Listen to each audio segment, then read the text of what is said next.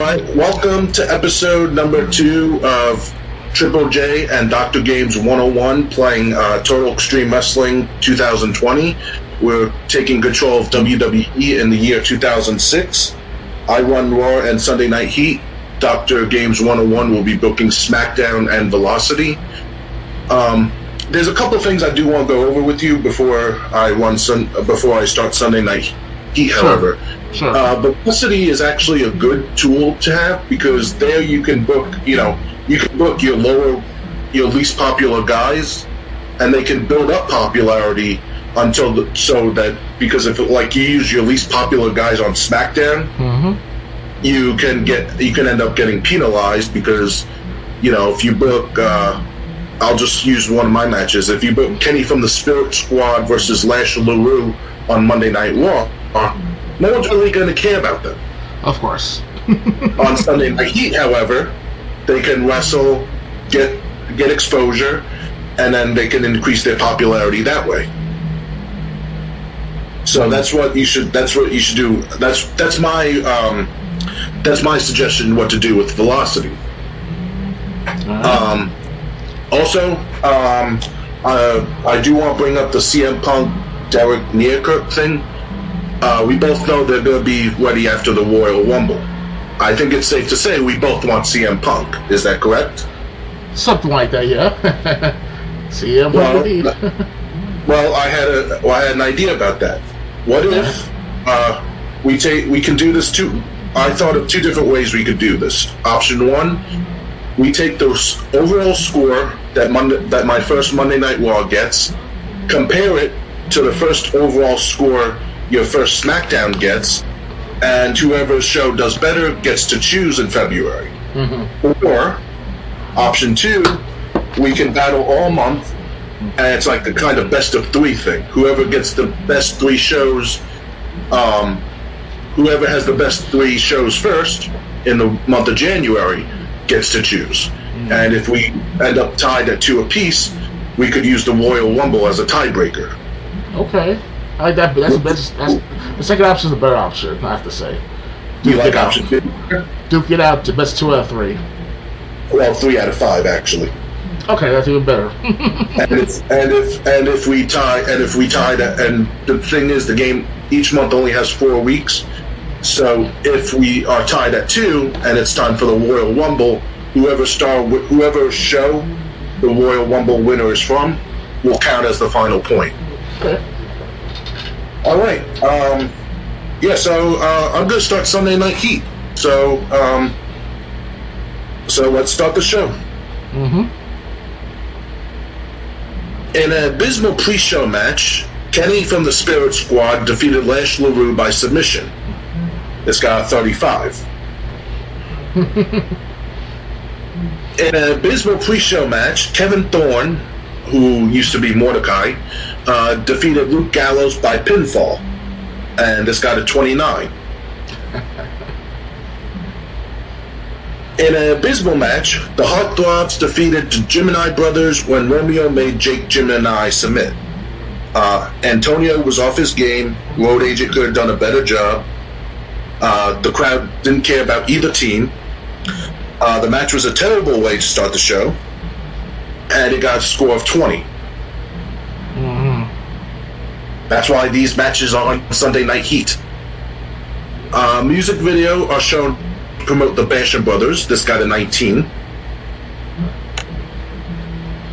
In an abysmal match, Daviri defeated Johnny Parisi by submission with a camel clutch. They have great chemistry, and this got a 35. Music video are shown to promote Chad and James Dick. This got a 22. In an abysmal match, D.B. Richards defeated Vito by pinfall. This got 30. A music video showed to promote Kid Cash. This got 25. Then the main event, in an abysmal match, Brian Kendrick and Nunzio had a draw following a double countout, and this got 34. Brian Kendrick, Stevie Richards, Davari, and I think Kid Cash, they weren't part of the unimportant or part of the guys that were not ready for TV. It's just I had nothing for them. So instead of seeing the same few guys face each other on Heat every week, it's like if I don't have something for someone on Raw, why not bring them to Sunday Night Heat? Oh yeah. And Sunday Night Heat got a score of 31. Luckily, we're not impacted by the score's velocity and heat get. All right, so that was Sunday Night Heat. I have to set up Raw, but I have Raw all planned out. Notepad. So, let me ask: have you do you have any plans for your show, or you didn't book anything? To be honest with you, I'm doing this out of a secondary thought, secondhand nature, instinct, you want to call it like that, because I'm not a man of I do plan ahead for many things in my life, but when it comes to these type of unpredictable type of showings, anything can happen. So if I put my thought to it, then it might manifest something better outcome, I should say. So okay. And since I don't have the TEW on me on my computer right this second, hopefully I get a new computer sometime this year or next year, I'll definitely will take part in the direct involvement, in visual means, audio visual means. So. Okay. So anyway, I'm just gonna book Raw. It's gonna take a few weeks. Do you have So I really don't know what to talk about while I book the show. Well, I have to say I saw Raw last week or two, and it was about what's the match aspect during Raw. It sounds like it's very forgettable. At the same time, it isn't. Had good action and stuff. I think someone powerbombed someone into the announcement table and never collapsed. They just rolled over after that. I think there was Priest. Yeah, Priest. This new wrestler. He calls himself Priest, and his specials is a crucifixion, or what Mordecai went through with his finishing move. Not exactly, but he just the biggest difference between them was that Damian Priest had this cool factor. Mordecai had this avenging. Atonement for sins. Had this avenging. Atonement for sins. Yeah, but he looked at everybody as a sinner, basically. Especially Hardcore Holly. I still have that on DVD. The Great American Bash 2004. That was very good. I heard it was a good event, and I actually watched it as of maybe a year or two ago, because I have it on DVD, and I'm still waiting for myself to watch Great American Bash 2005, where it featured the Mexicools, Super Crazy, Psychosis, and Juvenile Guerrera.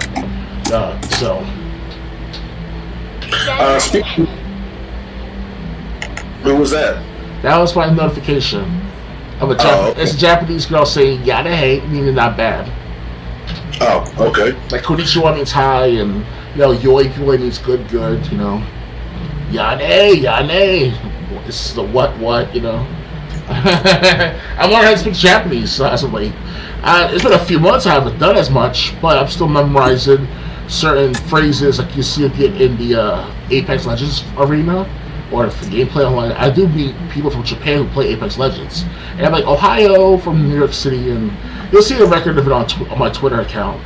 I just about 3, 4, or 5 months ago, maybe. Okay. Yeah, it was pretty good. A good experience meeting these people, but I haven't seen them since on my feed. I have at least 800, almost 800, over 750 followers or following. I'm following, and I probably see at most about 50 of them in actual constant practice or constant reading. So. Okay. Yeah.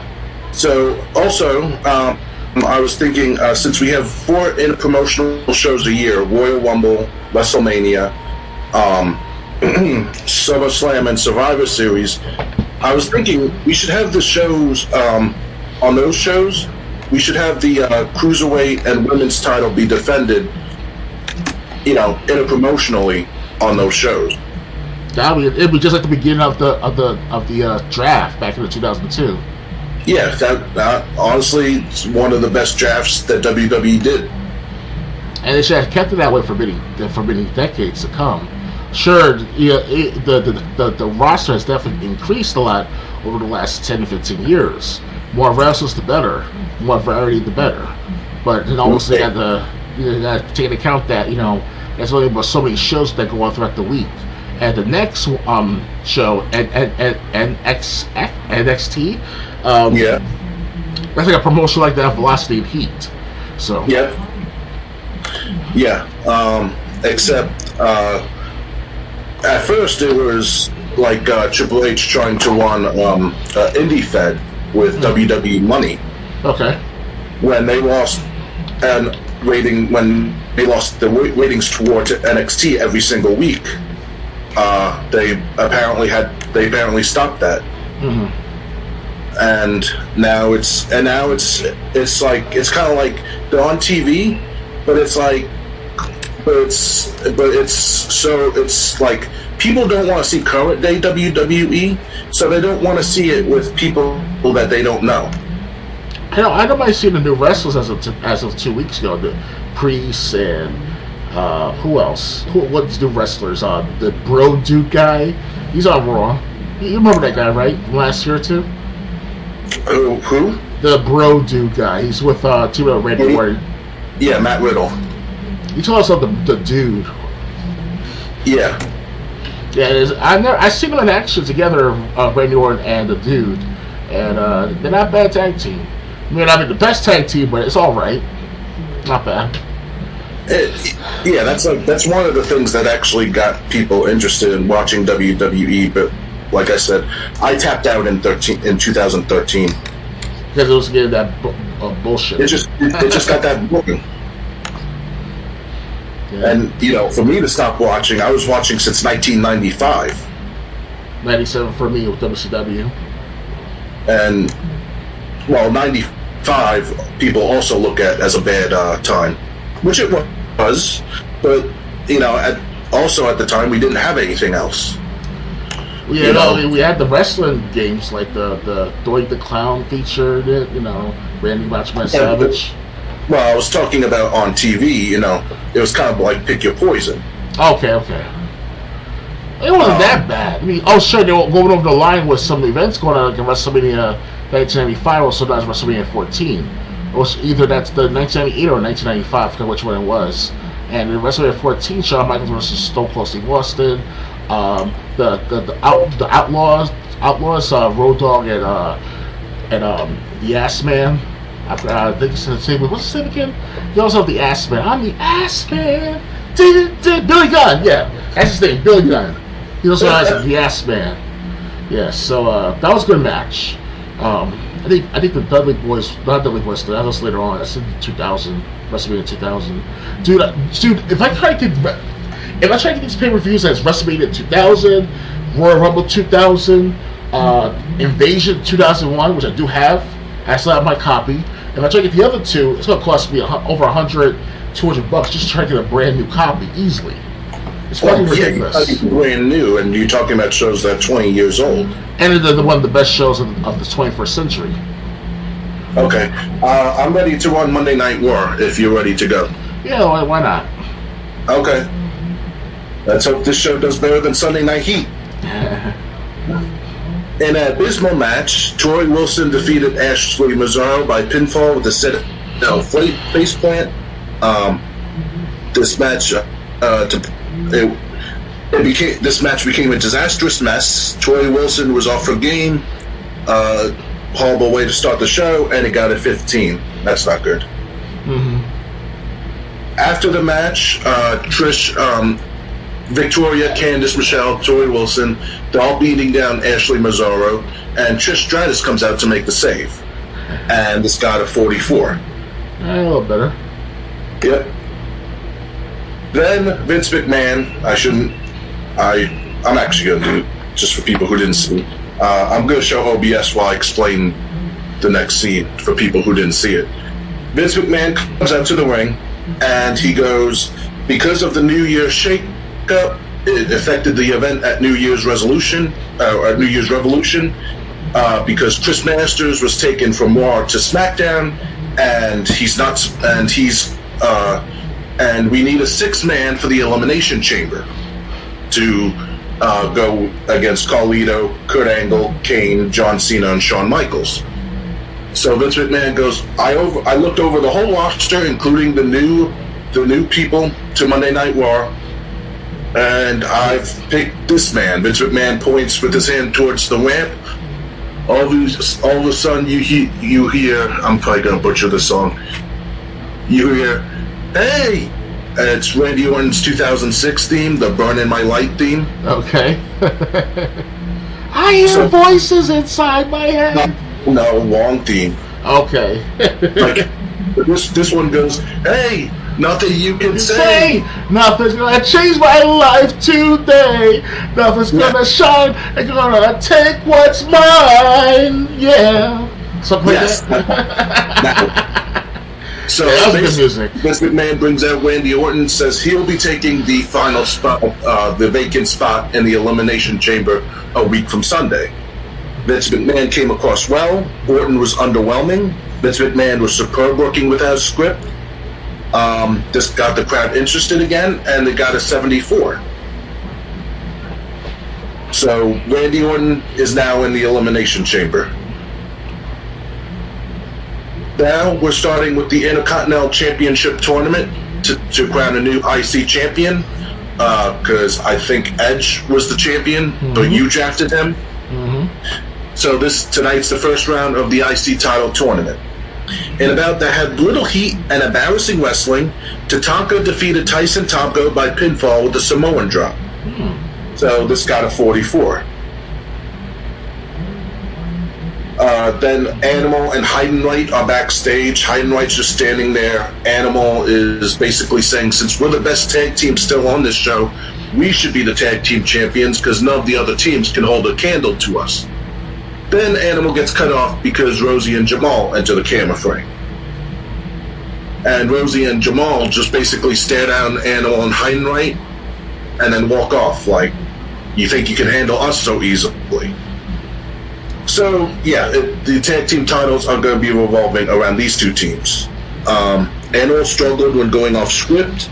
Rosie was terrible without a script. And this only got 44, but like I said, these, you can't just use world title guys the whole show. Of course. They actually did that. Speaking of that kind of thought of that matter, back in 2002, a SmackDown, it was around April, May, somewhere that time. They used to live the crap out of Hulk Hogan, Edge, Randy Orton a little bit here and there, but definitely Edge and Hulk Hogan were fighting with one another against the other team or whatever. It's American, yeah, I remember that. No, this is before Mr. America. This is back in April 2002. No, Young Americans, Lance Storm, Christian, Test. Oh, yeah. But still, that was like, they were overusing them that night during the entire SmackDown show. Well, that was a 4th of July episode, but... Okay. And they actually beat Billy and Chuck for the tag titles, if you remember. Oh, man, that's been how long ago, huh?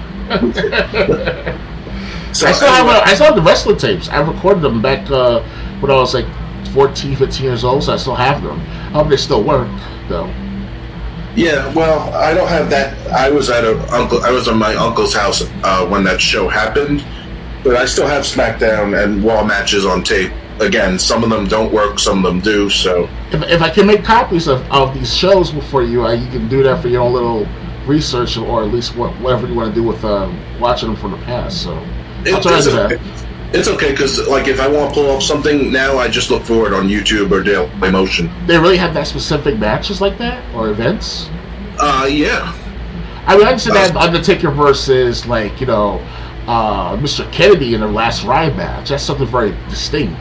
Nothing like everyday wrestlers like Hardcore Holly versus Randy Orton or DDP versus Hardcore Holly, where DDP almost broke his neck. He had to retire from wrestling from that matter. So that's specific that it's hard to find, Right. Well, you'd be surprised what you can find online just by a simple search. Oh yeah, definitely. Don't get me wrong. I mean, I am a search god or a search secondhand nature type of guy, but after a while, searching over and over certain things like politics or wrestling, video games, you only find so much you can find on the internet. So Right. Well, anyway, another match in the Intercontinental Championship tournament. In about to have little heat and embarrassing wrestling, Orlando Jordan defeated Simon Dean by submission. And this got a 44. Orlando Jordan seemed really off his game. Mm-hmm. All right, so one match is going to be in the semifinals is going to be Tatanka and Orlando Jordan. Okay. A music video is shown to promote Rob Van Dam, who's still out for a few more weeks. This video got 63. In about to have little heat and embarrassing wrestling, Matt Hardy defeated Tommy Dreamer by submission. And this got a 42. So Matt Hardy has advanced. Then Carlito and Kurt Angle come across John Cena backstage, and basically they're trying to get in Cena's head like, there's two of us, one of you. Wants to stop us from attacking you right here, right now, and taking you out of the chamber ourselves. And just as John Cena's ready to fight them off, Kane steps up beside John Cena. Holy shit! And Lino and Kurt Angle think exactly what you just said, and decide to retreat. So let's see. Cena was a real star in this segment. Carlito worked the crowd well. Kurt Angle did a masterful job of improvising interactions with the crowd. John Cena worked the crowd well, using the freedom to improvise. It's got the crowd interested again, and it got 79. Pretty good. Yeah. Man, I miss King the wrestling. I wish he could go back to wrestling after he finished his political work. Yeah. He's meant to do that. In the final first round of the Intercontinental Championship tournament, Chris Benoit defeats Mike Knox by submission with an arm trap crossface hold. I think that's the Crippler crossface. And this only got 48. Okay, well, I was expecting something better from Benoit, but then again, he was facing the least popular guy in the tournament because I didn't want to give away Benoit and Matt Hardy in the first round. Yeah. But yeah, so it's Chris Benoit, Matt Hardy, Orlando Jordan, and Tyson Tomko, which will be Orlando Jordan and Tatanka, that are in the semifinals to crown a new Intercontinental Champion. Chris Benoit selfishly used his skills to take most of the offense, making Knox look weak. The match suffered as a result. Wonderful. Ooh, this did awful. Booker T is sitting at home with Sharmell, and Booker T is basically saying he's not going to be back in time for New Year's Revolution, but he's still going to be forced to mess with on Raw when he does make his return. And this only got a 19. Yeah, Booker T turned into a not so important guy anymore after 2005. Yeah. Because he was in WrestleMania back in 2003, and after that, nothing much happened after that, really. Well, keep in mind, 2006 was the year he became King Booker.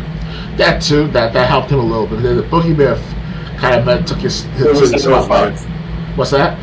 No, because it had to be 06, because 05, that's when, Batista was a part of Team SmackDown at Survivor Series in 05, so it was Batista and King Booker in, I think, Survivor Series 06. Okay. Yeah, I was attending NASA Community College at the time. This got a 19, so this bombed. Yes. In about that had a decent reaction from the crowd, but embarrassing wrestling. Rey Mysterio defeated Gregory Helms by pinfall with a Tiger Feint kick. This got a 53. They just didn't click, but Mysterio is, but that makes Mysterio #1 contender for the Cruiserweight Championship held by Kid Cash, which will be at New Year's Revolution. Oh, also, Rey Mysterio messaged me before the night, and he told me he was willing to help Daivari get over. Okay. He's willing to lose a match to Daivari to help build up Daivari. Okay. So, I don't know when I'm going to do that, but I got 5, but that offer is good for 5 months, so. That's pretty good. That's a long time to think about it. Yeah, so I don't have to rush it and affect plans, that are just starting up.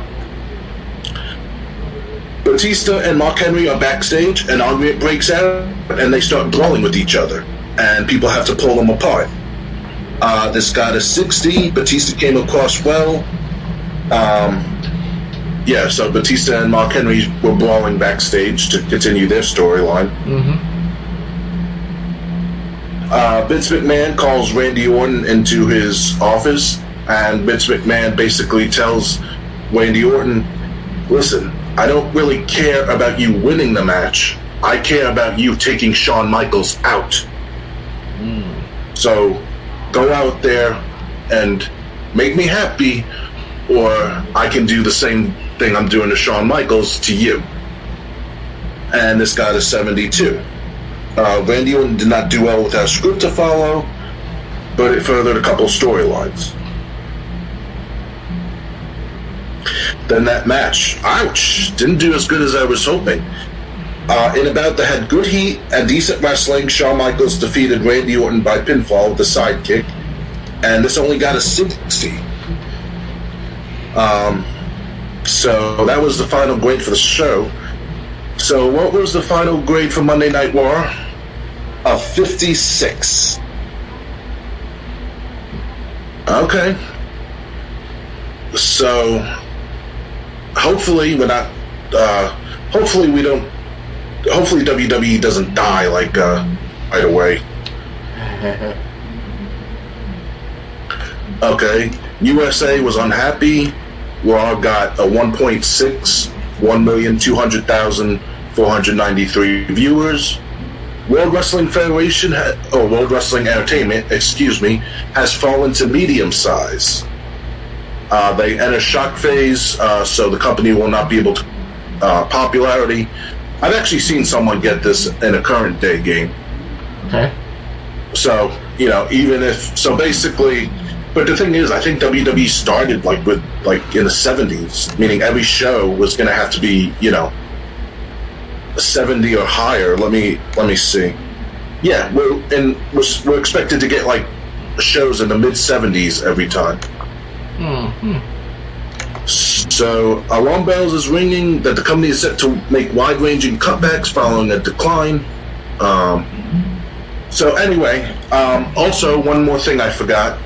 I turned it off for the first week because it was just going to penalize us. What we can do is we can book matches in advance, and if we book matches that people want to see, where people have enough star power, we can book those ahead of time, and that will help us get more of an audience in the show. So I turned it off for week 1 because you can't add shows the day of the actual show. And for pay-per-views, you have to have the matches ready a week in advance, at least the ones that you're going to promote. Especially with 2 weeks before the pay-per-view. They used to do that very well back in the day. Back during the 2000s, they'll probably say Undertaker versus Stone Cold Steve Austin at Survivor Series 2001, some shit like that. And it's 2 weeks before, I think September, October, some shit like that. So. Right. So basically, what I was going to do is I turned it off for week 1. I'm going to turn it back on after SmackDown, but you will just have to have matches. You don't have to have the whole card planned out, but your main event matches, your marquee matches, your headline matches, you'll have to have ready to go. Sure thing. Okay, so it's Tuesday. I think that's time for SmackDown. All right. And Velocity. First, there's a backstage incident. There was an incident involving Boogeyman and Ric Flair. Ooh. I want to see Boogeyman and Ric Flair actually wrestle each other back to then. That'd be nice. Boogeyman was brought before the wrestlers' court, accused of being an hour late to pick up his assigned travel partner. The judge, Ric Flair, found him guilty and sentenced him to pay for his travel partner's meals for the next 3 shows. And the incident had a small positive impact upon Boogeyman. Now we're on Velocity, but like I said, if you don't have the show planned out, I'll help you plan out SmackDown, and then we can put whoever's not popular enough for SmackDown, on Velocity as well as whoever you don't use. Well, I know doing the first match, the headline match, and the main event match. That'd be great. Okay. Also, one more thing. To get the best scores possible, usually shows are like 2/3 matches, 1/3 interviews and backstage segments. Of course. That's for pay-per-views and TV shows. Heat and Velocity don't matter because they're that. Mm-hmm. Okay, so I'll get the notepad and the game out. What match do you have planned for SmackDown? I have Chris Benoit. You have Chris Benoit. Yeah, I have Chris Benoit. Okay, so if I recall correctly, from last week's gameplay, I think I had Stacy Keibler. She's on break. I can read off. Like, I can look at your most popular wrestlers, and we can go down the line. Oh, I definitely do have Brian Kendrick, right? No, I have Brian Kendrick. Oh, wow. Did I got Paul London? No? You had Paul London, yes. You took him after I drafted Brian Kendrick. Okay, that's what Paul London in the first match. And he goes against, I would say, Shelton Benjamin. Okay. Just let me. Do you have? I just want to make sure you have show. Mm-hmm. Yes, you do. Okay, so Paul, that's going to be. Is that going to be the opening match on SmackDown or Velocity? SmackDown. Okay, how long is that match going to go? I would say about 8 minutes. All right. Do you have a winner planned, or are you just going to let the game choose? At their wits, whoever can win. Okay. So the game can choose, basically. Yes. Okay. Any other plans for SmackDown so far? The other stuff can be auto-generated, so let's go with the headline match. And let's go and have Harker Holly versus, and I was Randy Orton on your show, right? Yeah. Hardcore Holly can't wrestle. He's out with a staph infection. Oh, man. I don't remember any of my wrestlers that I got. So I'll bring them up, starting with the top of the card, and we'll go down. Okay. That's what I was going to do. Okay. Your most popular star. We haven't chose location yet, but so far it doesn't matter. Your most popular star is The Undertaker. Obviously. So he and Triple H are your top two guys. Mm-hmm. But we check storylines. Triple H is in a storyline with Big Show, and The Undertaker's not involved in anything. So let's make it a triple threat match for the main event. Triple H versus the Big Show versus The Undertaker. Okay. Hold on. I have to put this. I must have forgotten to hit save when you booked the Paul London versus Shelton Benjamin, 8 minutes. And Triple H versus Undertaker versus who'd you say? Oh, Big Show? Yeah, Big Show versus Undertaker versus Triple H. And how long do you want that match to go?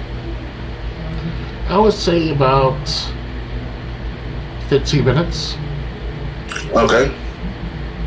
Alright, so we got 23 minutes so far. Okay. So Triple H and Undertaker have something. Go down to stars. Okay, you got already something for Big Show. Do you have any plans for Lita? Okay, I think about having Lita and Edge be like boyfriend girlfriend. Obviously, that's not gonna work in this game, right? Yeah, you can do that. So it'll be. Can we do a cross promotion to Raw and SmackDown during these events? I'd rather not. I'd rather save that for the pay-per-views. Oh, you have Edge also. Well, Matt Hardy is over on Raw, so I think he could just backstage assault Edge, and Lita, they'll scream at Matt Hardy to stop it. Sounds very specific, but Well, you can start. You can start with some. All right, let me pull up. Let me pull up the SmackDown roster because. Okay, so let me see. These are guys. Let's see.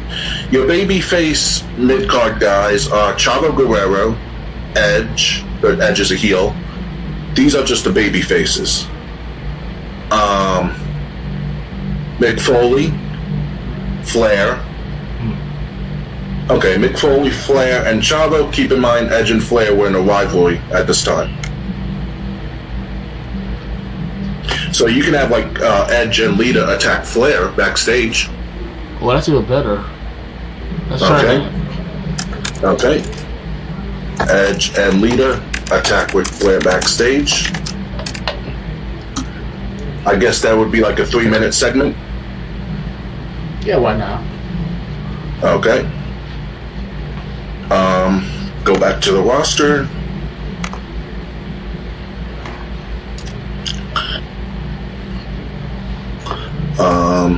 What was Edge's score? 72, so no one with more than 71 popularity. Alright. Just let me look now. Yeah, sure.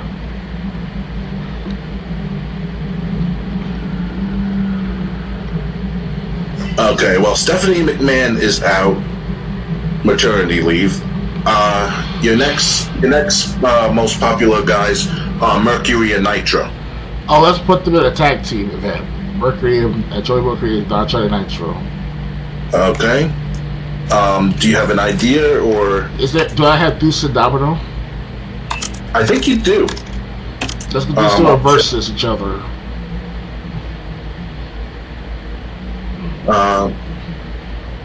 But they might be unimportant since they haven't debuted yet. Yeah, you have Deuce and Domino, but they're basically better off for velocity. But maybe Mercury and Nitro can carry the match in terms of popularity. Yeah, I would have said too. Deuce and Domino, they were like not the best tag team, obviously, but they were on SmackDown a lot throughout 2007. Yeah. All right. So you want Mercury and Nitro to take on Deuce and Domino? You want the game to plan who wins? Yeah, why not? Okay, how long do you want the match to go for? About 10 minutes. Okay. Alright, next.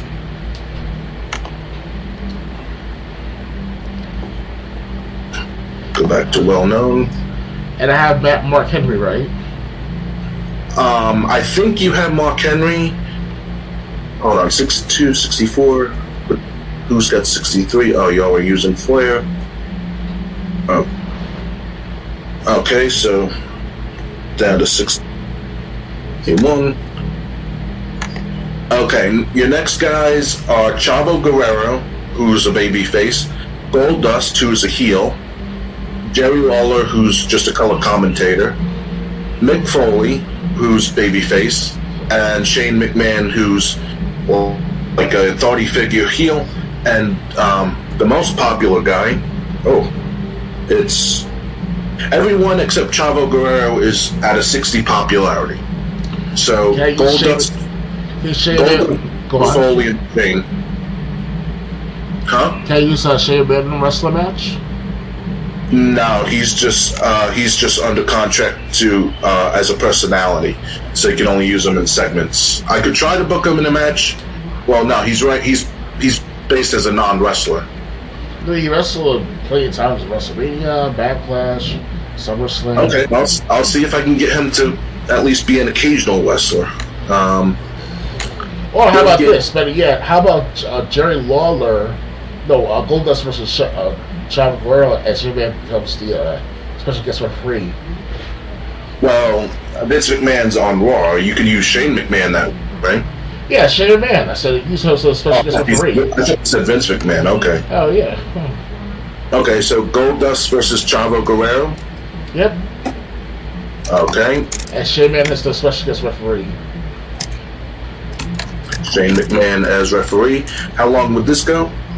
I would say about 10 minutes. Okay. Let me count up how much time you've... 20, so 18, 28, 38... 46 minutes so far are planned. And the shows last 2 hours, right? Yep. And Jerry Lawler can't wrestle, so I think... Yeah, so... Okay, go down to the next level, which is recognizable. Oh, wait. Did I overlook anyone? Did I overlook anyone in well known? Yeah, I did actually. Let's see. You still got the only people you didn't use are JBL. Oh wow, let's use JBL in the versus William Regal. Okay. I think you have Regal. Yeah. Yep, you do. Okay, how long do you want the match to go? I would say about 3 minutes. JBL does a powerbomb finisher. So you want JBL to completely dominate William Regal? Yes. And then JBL. Regal, if it's possible, can we get Regal the backstage assault JBL after the match? Oh, sure. You're Okay. like, you little rich bitch! Ugh, I hit you with my teacup! Ugh! JBL backstage. Let's get hit by a teacup. That's not a good sight.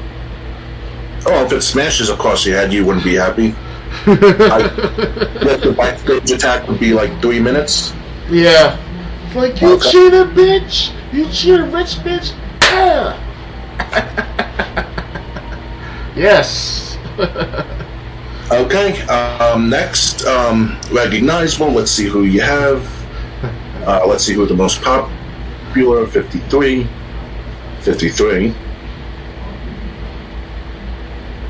Oh, 65. Oh, you're already using Shelton. Okay. Mm-hmm. Let's get Taz. Taz can wrestle? No. Taz is just a commentator. What I even got him? Okay, let's use Scotty Tuhati. So 50. Oh, Regal was the next popular anyway. Your next popular guy are Val Venus, Theodore Long, who's a general manager only. I see. Let's see. I'll use Scotty Tuhati versus Jamie Noble. Val Venus and Jamie Noble. No, Scotty Tuhati and Jamie Noble. Oh, okay. And how long is that match going to go? Can it be for the championship, the cruiserweights? No, because I have the Cruiserweight Championship on Raw currently. How could you expect that spread? Aw. Alright, so let's give them a good 12 minute of wrestling. Okay. Doesn't matter who wins. Okay. 68 minutes so far. Okay. Like I said, Val Venus is your next. Your next popular guys are Val Venus, Chris Masters, Lance Cade, Melina.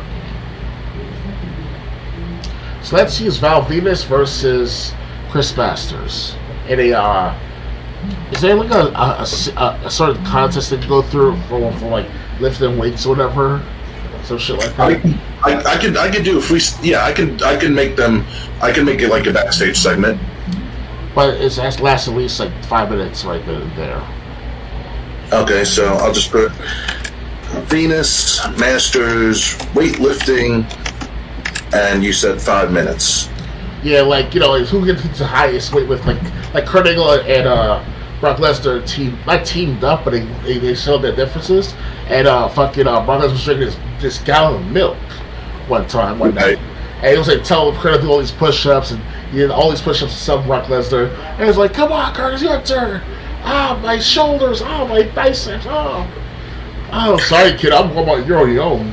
What? Yeah. I don't remember the exact words, but I saw Lesnar be exhausted for those push-ups. So.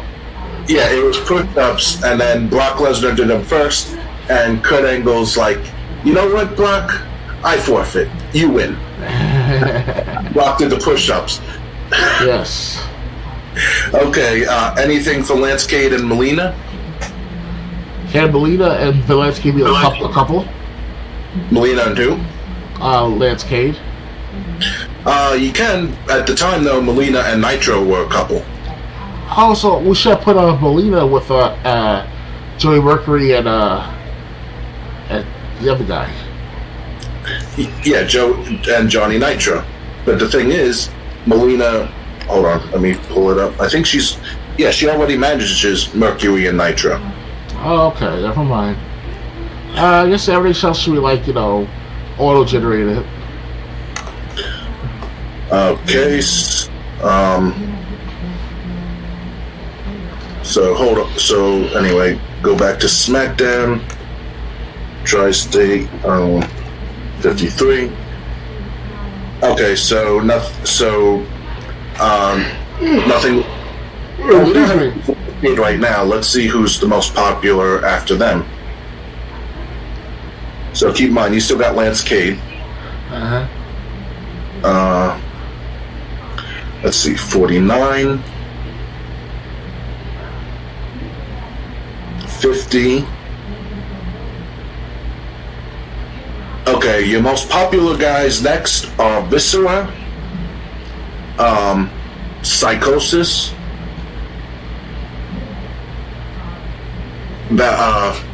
anything with Viscera or Psychosis of the Mexicools? I would say Viscera versus Lance Cade. Okay.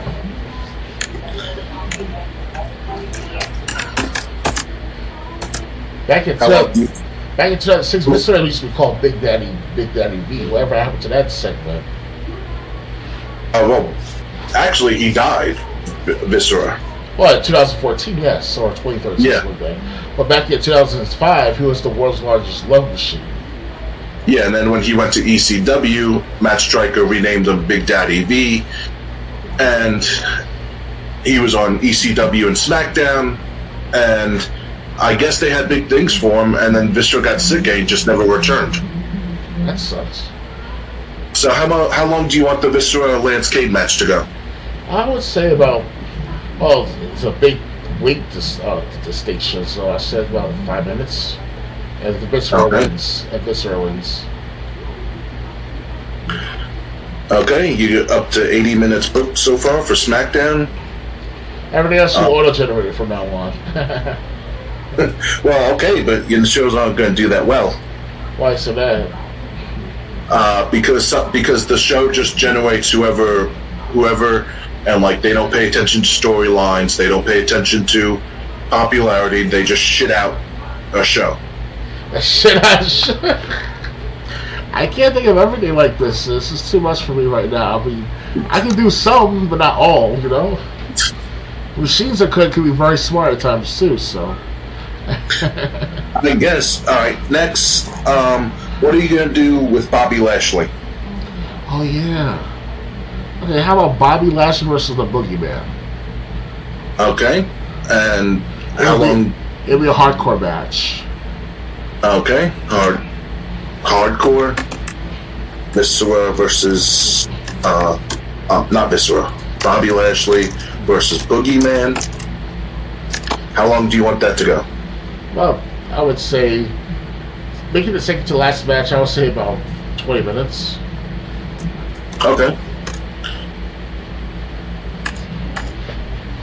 Let's see. Hardcore. Bobby Lashley versus Viscera. Not Viscera. Why do I keep thinking Viscera? Boogeyman. 20 minutes of wrestling or 20 minutes total? 20 minutes for the match. Okay. Okay, you're up to 102 minutes. Let's see who's next after Lashley. I saw 48. Okay, your next popular guys are Finlay. 48. Rene Dupree. Oh, and Dupree's injured. Forget about it. Oh man. Okay, your next popular guys are Finlay and Lance Cade's partner, Trevor Murdoch. How about Finlay versus Eugene? Finlay versus Eugene. Yes. No disqualification. Okay, another hardcore. No, it's not. It's different. No disqualification, no DQ and hardcore. You know that, right? Okay, I'll see if I can book. Yeah, but there's only so much I can book. But I'll see if they have it. Finlay versus Eugene. How long is that going to be? That's about 10 minutes. Okay. You got 6 minutes left, so I would use it for a backstage segment because you only got a couple of those. Let's keep in mind you still got Trevor Murdoch. You just used Eugene. Next, he's injured, so that doesn't count. You got Rob Conway. Sylvain Rob- Grenier and Ron Conway. Okay, what about Rob Conway? And Sylvain Grenier should be the tag team match. Conway and Guanier. Yep. Okay. And what? Who are they gonna face? Mexicals. Yeah, why not? Okay. You used. I know you used. I think you did. You use one of them. I don't remember. It could be a handicap match. That's true. I could do 2-on-3. What, 2-on-1? Well, you got all three Mexicals. Okay, yeah, so you didn't use any of them. So you got Super Crazy, Psychosis, and Juventud. Which ones do you want it to be, or do you want it to be all three? Let's have a 2-on-3 handicap match. And that'll take the rest of the 6 minutes. It can be over 6 minutes. It can be, I think, up to 11. Okay, how about 10 minutes? Okay. And 1 minute before the main event, Undertaker versus Big Show versus Triple H, I think Big Show should do an interview prior to that match. Okay, got a promo basically. Mm-hmm. Big Show's like, Undertaker! You want to pick on someone that's lesser than you? How about pick on someone your own size? And that was a hardcore match for between Undertaker and Big Show later on that month. Okay, next, because now we're talking about Velocity. Paul London, Mickey James. Paul London and Mickey James. Got anything for them? And let them be. Okay. Let's get. Also, you need to pick new announcers for Velocity. All right, the guys. But well, actually, we could do that right now. Let's pick Taz and. Well, let me see who you have first. You don't want to Taz. You have Taz and Michael Cole, but you don't want to overuse them. Oh yeah, of course. Okay. For SmackDown, for announcers, you just got Michael Cole. Okay, maybe you don't have that many people. For color commentators, okay, is that right? You got Jonathan Coachman. I thought you also had Jerry the King Lawler. I already used Jerry the King Lawler, right? Well, he's just a color commentator. You do have Lawler, so it's based. So, okay, that didn't work out because I don't know why they didn't pop. I don't know why Lawler didn't come up. Let me see. Let me go through the whole list. See who you have. That's either an announcer or a color commentator. Hold on. I'm just scrolling through the list right now. Okay, you got Jerry Lawler. You got Jonathan Coachman. Taz. Michael Cole. And Taz. Yeah, when I get to him. Taz. Alright, so Taz, Michael Cole for SmackDown. Jerry Lawler and who's the last guy? Coach. Yeah, they can be on Velocity. Spruce up the event there. Okay. And you have The Rock on Raw, right? No, The Rock is away doing movies, remember? He's not here for what, 5 years, you said? Yeah. Shit, that's a long time. Let's see. Plus, okay. Should have done it before booking, so... Speaking of Rock's movies, have you seen his latest movies, Rampage and Skyscraper? Not really. I haven't really cared about that. Because Rampage was a good movie with him being a guerrilla protector but they had to have an anti-poaching unit within the FBI or the military task force of sorts. So The Rock played at this conservatory person for gorillas and other animals. And one thing leads to another, there was chemical that dispersed onto these animals, right? And one of them was the gorilla he was taking care of. And you see him get bigger and bigger and bigger for no apparent reason. And I realized that there's three animals rampaging the whole entire city of Los Angeles, or a respective city it is. And one is another, all the action comes out with it taking rocket grenade launchers and machine guns, and it was crazy. It was funny as hell at the same time. He's like, dodge, dodge, dodge, dodge. Shh, shh, shh. Oh shit! That was a funny scene right there. He didn't mean to do that bad. That was The Rock, by the way, saying that.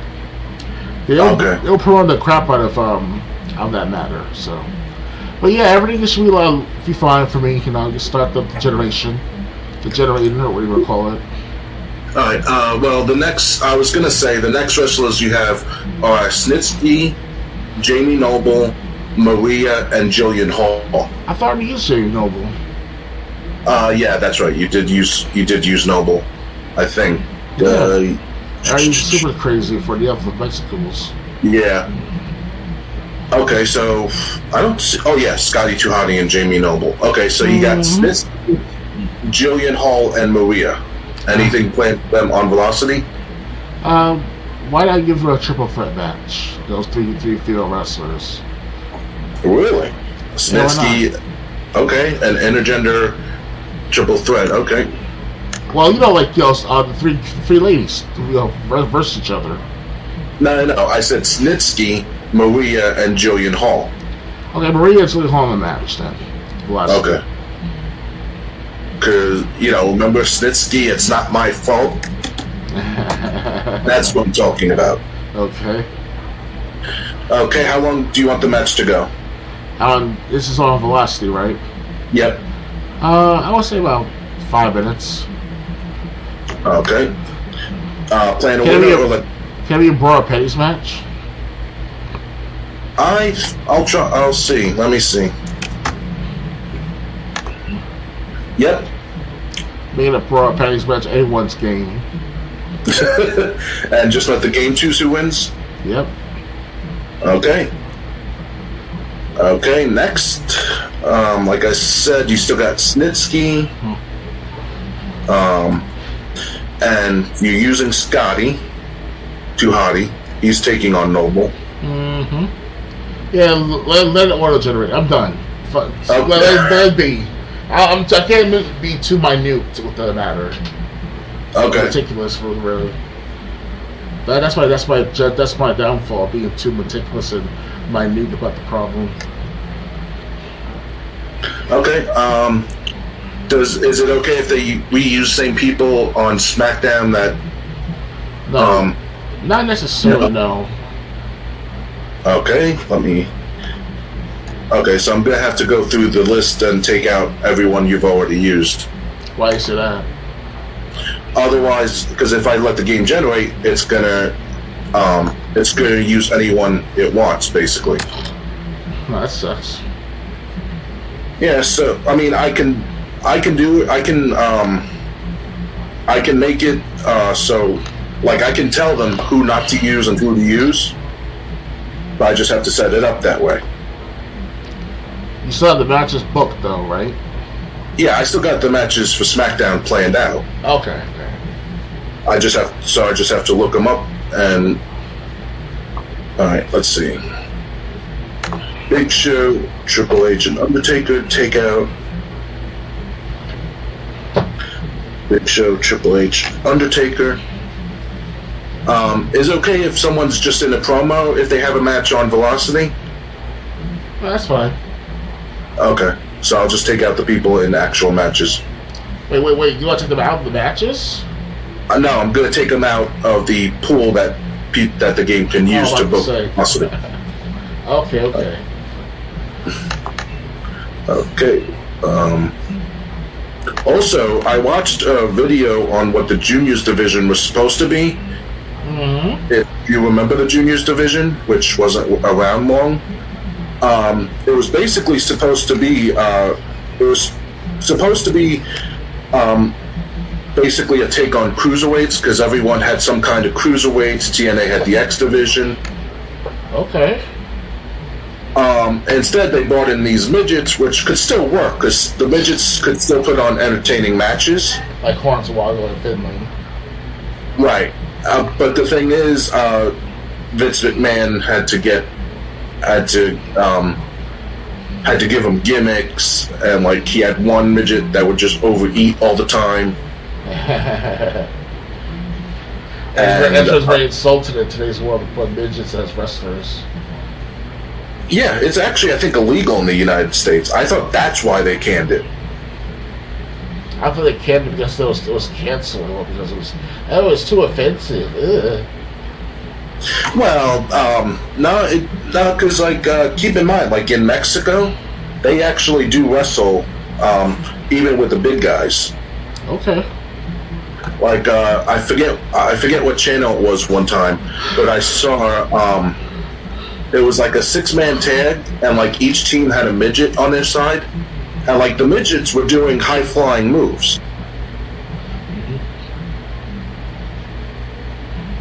So, and I'm just like, why don't we have this? Why don't we have this here? And then I heard that it was illegal here. That's probably why they called it juniors to begin with. And then it just got treated like a joke.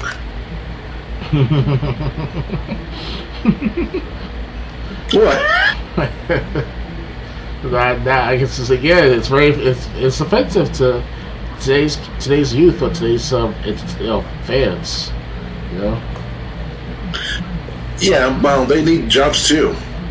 Oh, did you hear about that? Speaking of Hornswoggle and the other midget wrestlers, did you hear about the situation where there's going to be a new Snow White and Seven Dwarfs movie, live action? Yeah, and the lady is not pure white as snow. She's just some Hispanic woman. And I don't mind to have the alternate, today's time period, whatever to call it. But, with the midgets, to try to get rid of them as them being midgets, so it doesn't make any sense. Hornswoggle spoke out against that on Tucker Carlson the other week or two. Yeah, well, I thought it was much longer, but yeah, apparently they just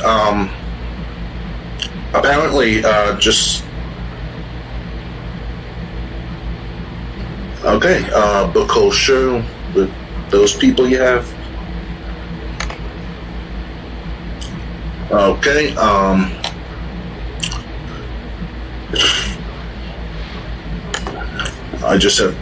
I forgot who you said. Oh yeah, Jerry Lawler and Jonathan Coachman. I have to add. Yeah, since I didn't do the show quick, since I have to add them in as the announcement segment by segment because I forgot to do this before we started booking. Mm-hmm.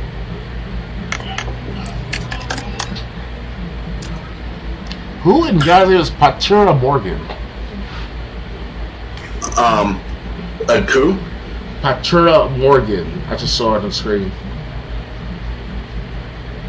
You mean he sounds like one of the midgets, one of the Oh, okay. Never mind.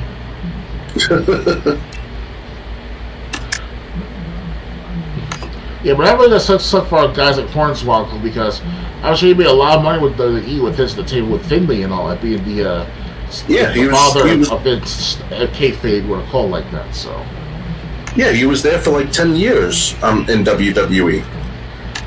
And it's Snow White instead of Dwarfs. He could be the leader of the Dwarfs in a obvious sense. Because let's face it, Hornswoggle is the only person we know as a midget. Because the E guy was him, most likely, right? He was the Jackass, right? I don't think he was in Jackass. But there was a midget in Jackass, something like that, right? He could be good. That's Weakman. That's not him. Okay. He was also in the E commercial, the E camcorder or the E device. He says E. Was that Hornswoggle or the Jackass midget? Honestly, I don't know the commercial you're talking about, so I have no idea. It was all over wrestling, SmackDown shit.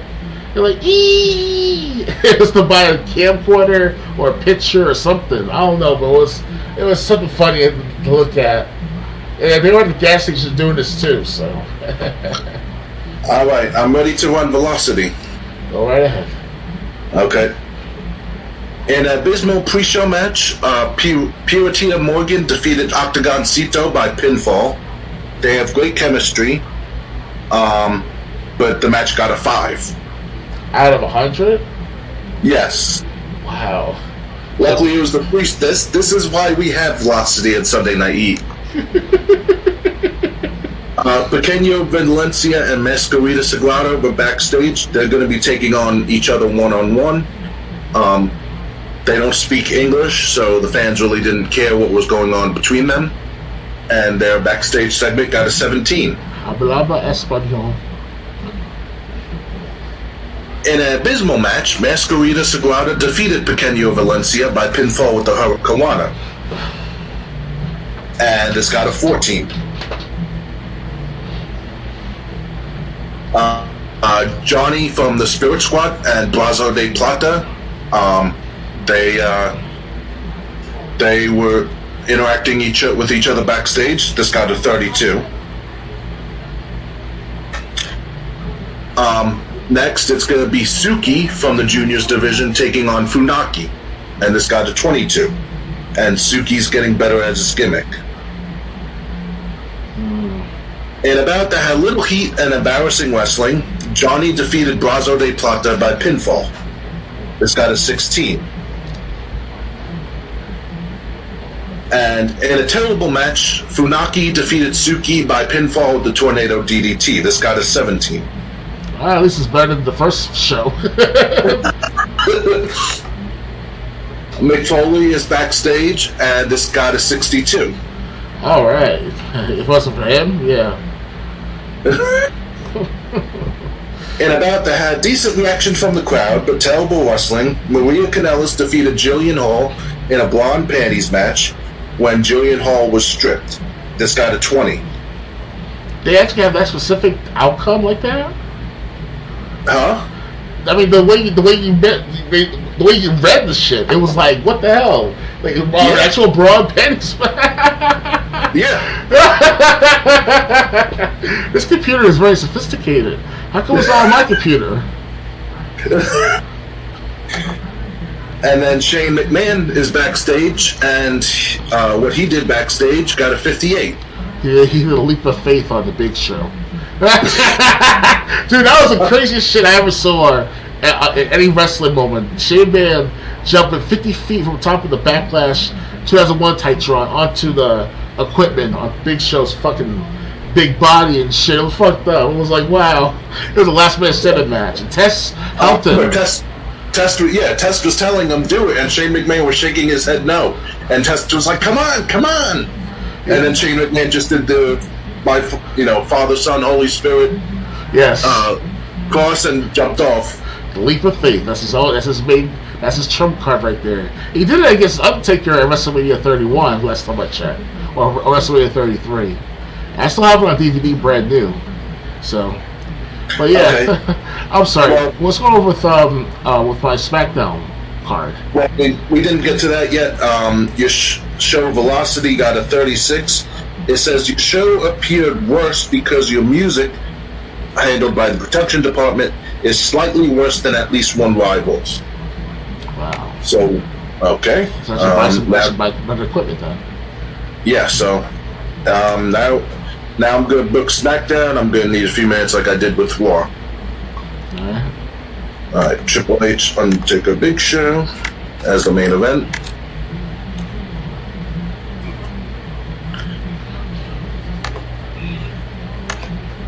$15 minutes.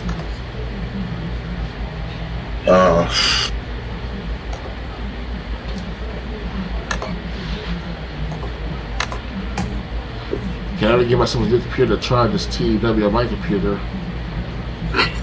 So you can practice? At least that, yeah. I should be able to sit in there back 5 or 7 years ago. I saw this is the same computer from 5 or 7 years ago, so it's not gonna change much for me. But if I get a better computer with better processing speed and able to do behind him with no problems. Okay, I can't make Big Show talk about both Undertaker and Triple H, so it would have to be one of them. So I'm going to put Triple H since they're in the storyline together. Yeah, why not? Joe cuts a promo on Triple H. Let's see next. Let's see. Do they actually have no DQ matches? No, they don't. Do they have hardcore? Yes, they have hardcore matches. So should I make the no disqualification match a hardcore match? For which one? Well, you want Finley and Eugene in a hardcore match, or a no disqualification match, but they don't have no DQ, they just have hardcore. Let's make it last man standing match. Okay, they probably have that. They have to. That's like last man standing match is more else is the hardcore era of WWF. Okay, Finley versus Eugene, last man standing. 12 minutes. Let's see.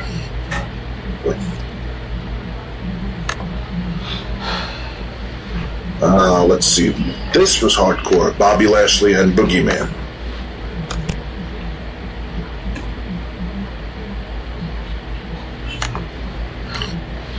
Make it. Pick the hardcore stipulation.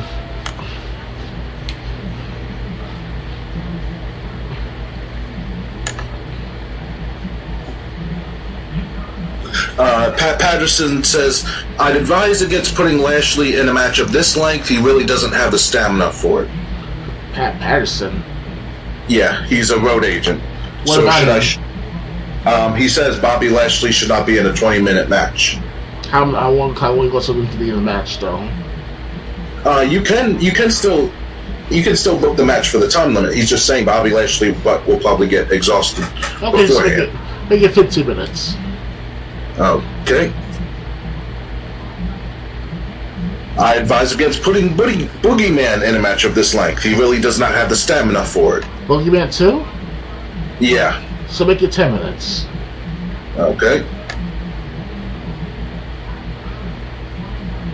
I said this. Well, Bobby Lashley's younger than Boogeyman, so because right now, Boogeyman is almost 60.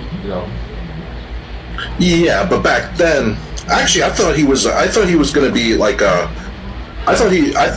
when they ran those vignettes, I thought it was just a new show they were putting on UPN. What? The Boogeyman, when they first debuted him. Yeah, what about him? When they were running the commercials, I thought it was a new show on UPN. I didn't know. You seriously didn't know about that? Yes, when they first had like those vignettes, like going into a dark bedroom and like the Boogeyman comes out of the closet, I was like, oh, so this is what they're putting on UPN 9 now. Dude, I knew that was wrestling the whole time. I did not. It was a promo right before they said, "Well, Taz and Michael Cole, we're gonna have." Well, whoever the announcers were, Taz and Michael Cole, they were like, "Well, we have here the Boogeyman debuting soon, people. Let's get the show going and whatever." However, they pro Boogeyman after that promos. I thought that was a new show. I did not know it was a wrestling debut. And back in Royal Rumble 2005, Boogeyman defeated either King Booker or JBL. Actually, it was JBL. Excuse me. Where? Royal Rumble 2005. I don't think it was Rumble 2005. I think it was like 2008, wasn't it? Well, it's not 2008 because if I recall correctly, the Boogeyman started as early as 2006 or late 2005, give or take. So it's either Royal Rumble 2005 or Royal Rumble 2006. So you helped me correct the matter in a sense. So yeah, but then it'll be King Booker defeated. It was King Booker and Sharmell at WrestleMania. It was JBL at Royal Rumble. Yes. There we go. Thanks a lot, my friend. For clarifying the matter. As you can tell, we're old saps. Try to remember the good old days of wrestling. And sometimes they're not good old days. Hey, still wrestling. Back then at least they had something good going on.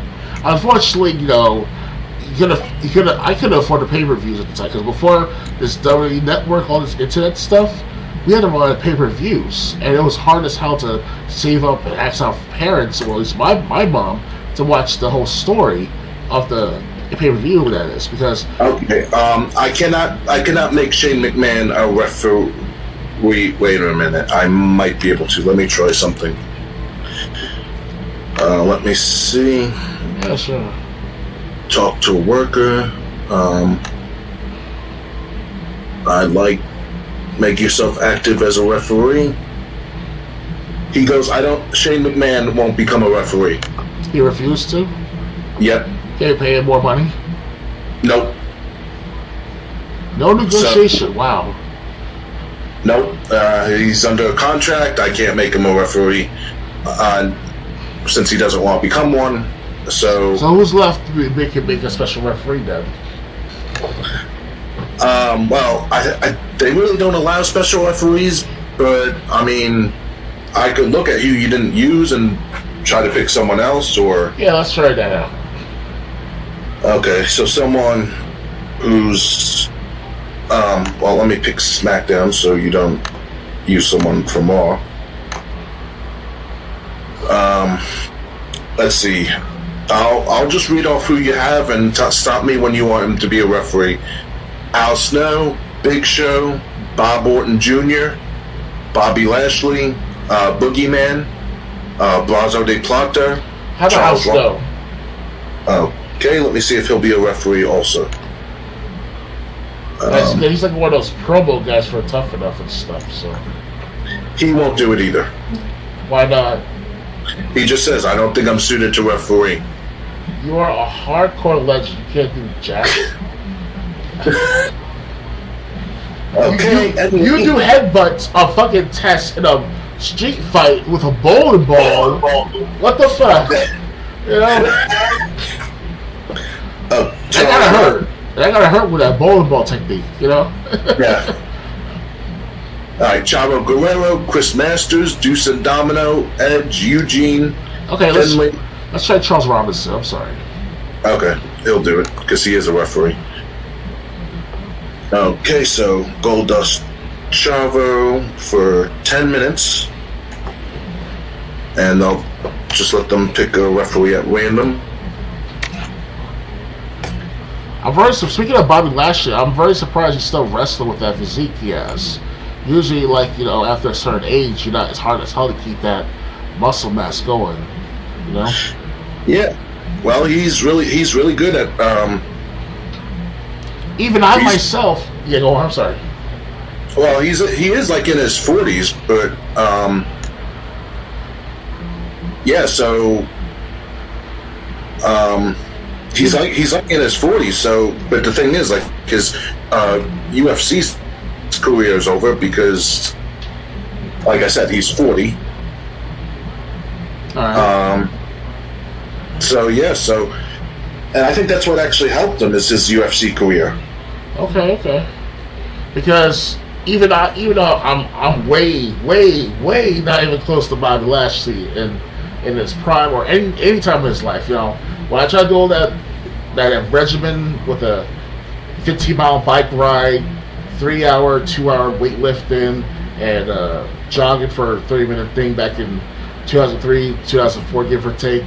It was strenuous. I mean, that's when I had problems with what's going on right now with me.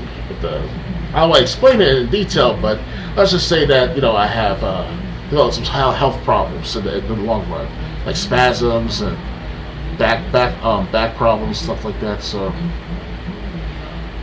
Yeah, well, I got back problems too.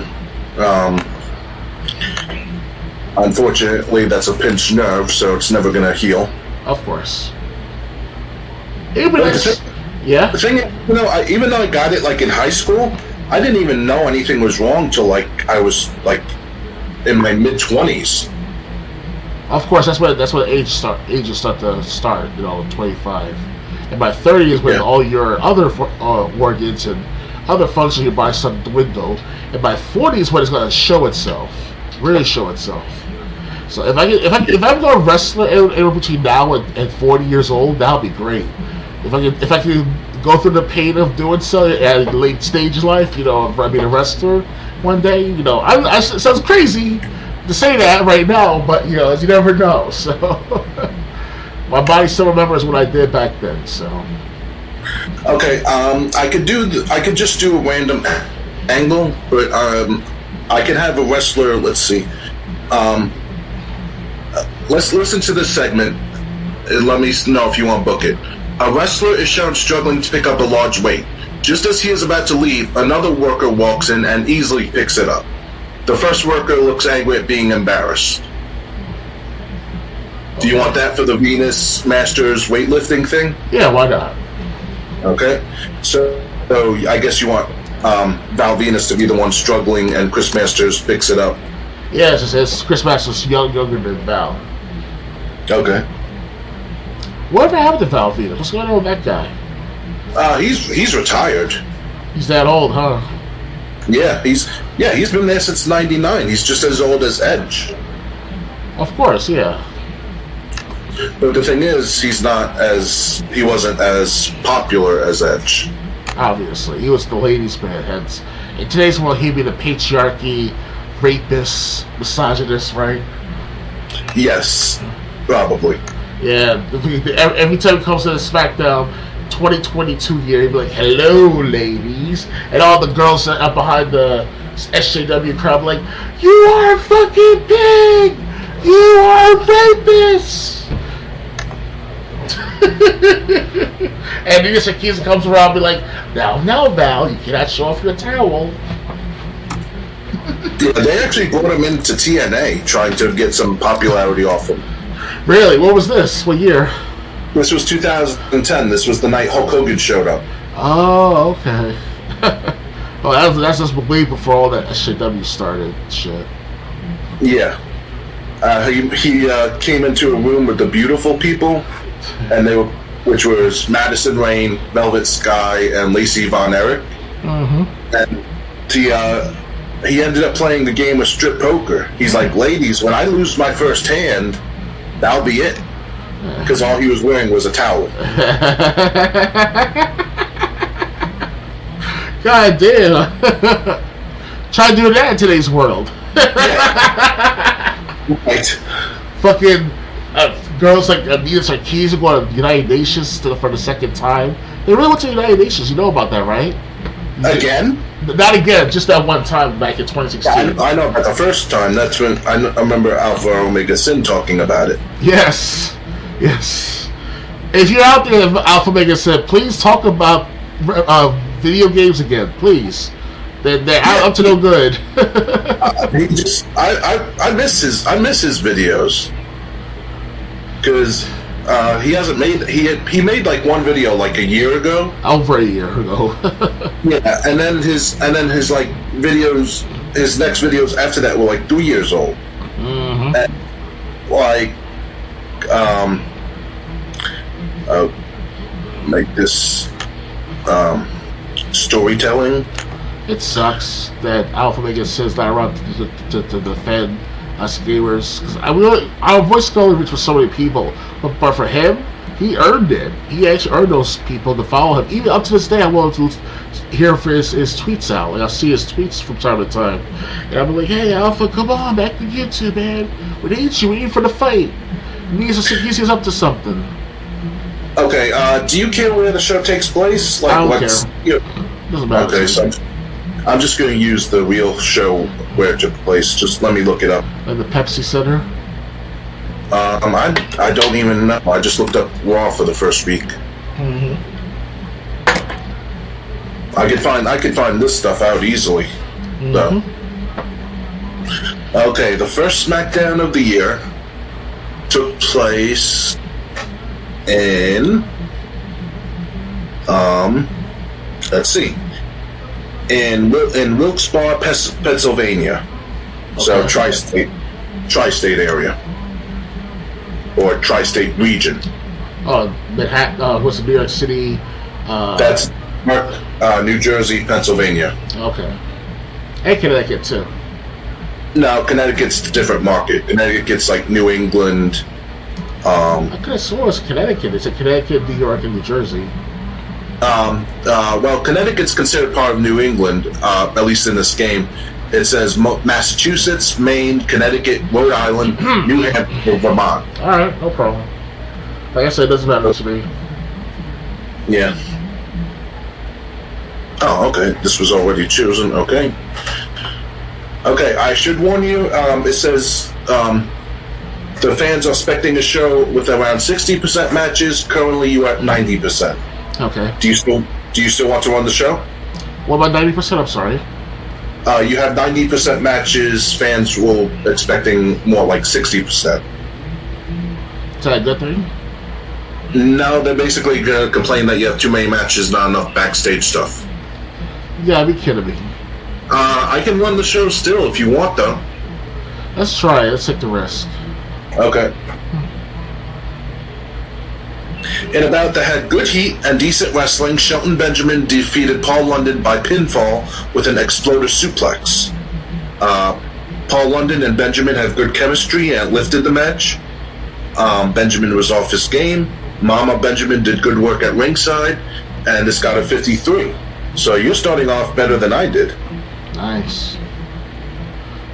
In a bout that had decent reaction from the crowd but subpar wrestling, Rob Conway and Sylvain Grenier defeated the Mexicols 2-on-3 when Grenier pinned Juventud Guerrero. And this got a 47. In an extremely short match, Viscera defeated Lance Cade by pinfall. And this got a 33. Val Venus is shown backstage struggling to pick up a weight. He gives up and walks away. Just then, Chris Masters walks in and easily picks up the weight. Val Venus sees it and looks furious at being embarrassed. And this is 39. In a bout that had decent reaction from the crowd but terrible wrestling, Jamie Noble defeated Scotty 2 Hotty by submission. And this got 38. In an extremely short match, JBL defeated Regal by pinfall with the lariat, and this got a 40. William Regal attacks JBL backstage, leaving him down and out. This got a 51. Oh, that's even better. Yeah. In a bout that had good heat and decent wrestling, Goldust defeated Chavo Guerrero by pinfall with a vertical release suplex. Or the Shadow Dreams. And this got a 39. He basically finished it with the Shattered Dreams. Well, Shattered Dreams was kind of illegal at the time. Yeah, but every time he does it, the referee turns his back and like, oh, I don't know what's going on. You know how Charles Robinson is with Goldust and all, you know. He's like, where's everyone? I don't see. Well, get back to the ring, get back out of the ring, get it, go home, go backstage. Screaming to the whoever the combination person, whatever. Like Dawn Marie, for example. Right. Well, I remember the screw job with Rock and Hogan too at No Way Out. Oh yeah, that too is fucked up. But that was Sylvain Grenier as referee. Okay. But he hadn't debuted on TV yet, so no one knew he was going to become a wrestler. Right. In a bout that had decent reaction from the crowd, but subpar wrestling, Mercury and Nitro, it says Joey Mercury and Johnny. Oh, maybe the wrong Nitro. Okay.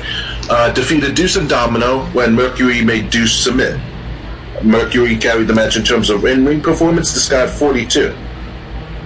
They put Johnny instead of Johnny Nitro. That's what happened. Okay. Edge and Lita attack Ric Flair backstage, leaving him down and out. This got a 67. Not bad. In a bout that had decent reaction from the crowd, but terrible wrestling, Bobby Lashley defeated Boogeyman by pinfall with a power slam. This got 36. Not through a table, at least? Come on, now. Yeah. It's a hardcore match, not a fucking typical singles match.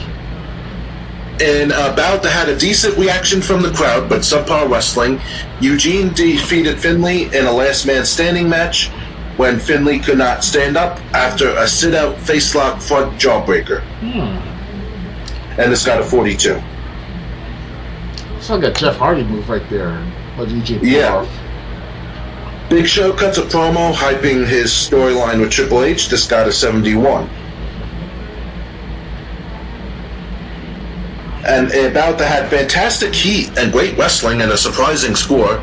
Triple H defeated Undertaker and Big Show when Triple H pinned Big Show with a kneeling double underhook face plant. That sounds like the pedigree. The pedigree! The pedigree! Oh my god, the pedigree! But this match only got a 58. Dude, that's fucked up. Yeah. I was expecting like 65. Oh, well, listen to this. Big Show sustained a bruised knuckle in this match. Oh, the poor baby hurt by a bruisey woozy. Ooh. And it says you got this show, call it a victory for me. You got a 44. That's my total?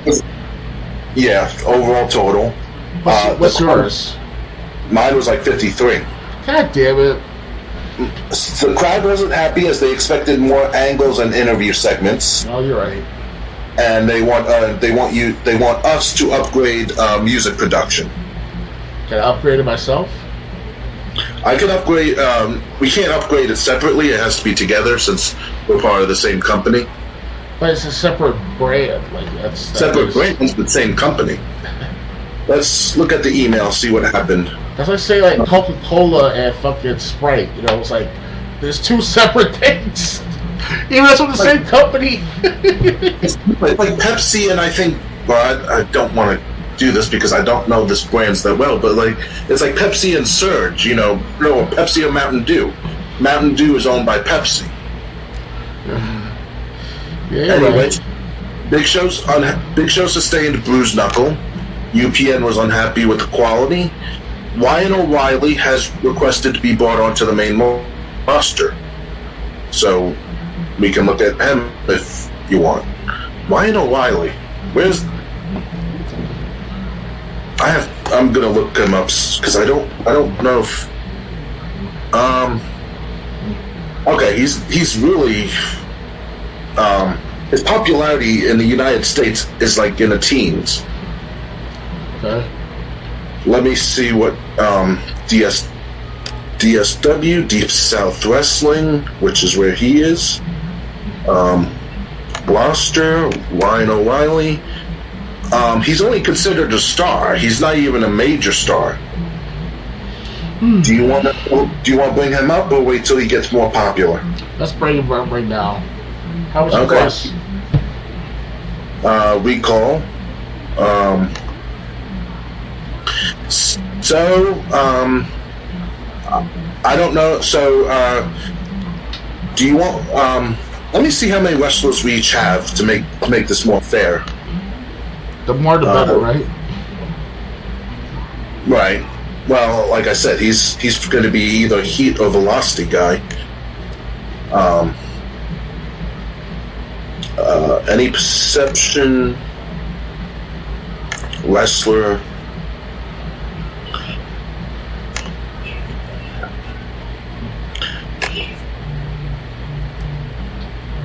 Okay. War. Okay, let me see how many wrestlers we each have, not counting referees and stuff, and then we'll decide who gets them. War has.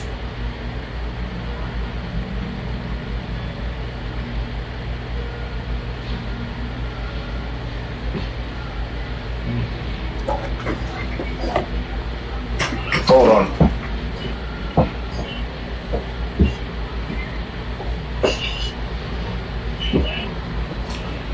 Hold on. Yeah, sure. Be patient with us, guys. Let's take care of some things in the background. Yeah, I just found a bug that crawled in my room, so I killed it. As long as the bug doesn't crawl over you and takes over your brain, I think you'll be fine. Right? Yeah. What?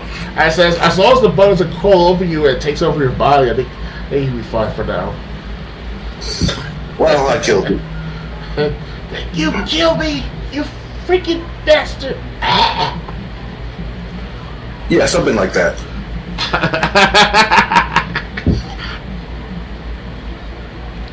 One day I will have my revenge. It'll be my son coming after you.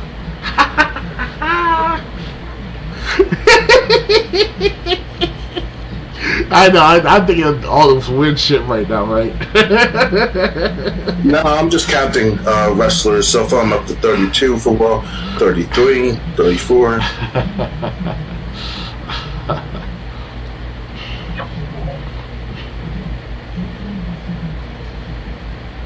Oh yeah, did you hear about John Cena? What, he traveled to China again? No, well that was earlier last year, obviously. Yes, you heard about that for months, right? Yeah. Yeah, I'm surprised he's literally kissing China's ass just because he's considered Taiwan a country of all things. What the fuck? Okay, Raw has 52 active wrestlers. Now I'm about to count SmackDown. Actually, you kind of looked up the John Cena 1.2, right? In a sense. Nah, not really. Really? Not like I looked up to Eminem. Okay. Yeah, Eminem has definitely changed over the years. Yeah. I mean, I'm happy Eminem got healthy and everything, 20, but he sided with the same people that were trying to get him canceled 20 years ago. Yes. I mean, you're telling me Eminem, when he was rhyming, didn't sound like Trump talking? He went off the cuff just as much as Trump would. Mm-hmm. And then he doesn't even, for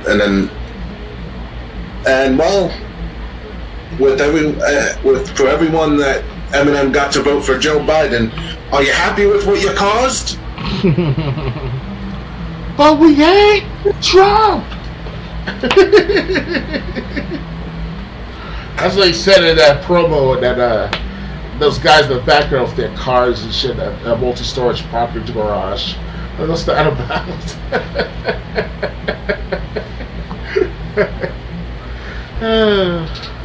That was 2017, by the way. Damn, that's just one. Okay, Ryan O'Reilly, you want him on your show because you're a wrestler short? Yeah, why not? Okay, but you also got more wrestlers coming in, or that you at least sent contracts out to. That's all right, right. so Ryan O'Reilly will be a SmackDown guy starting off.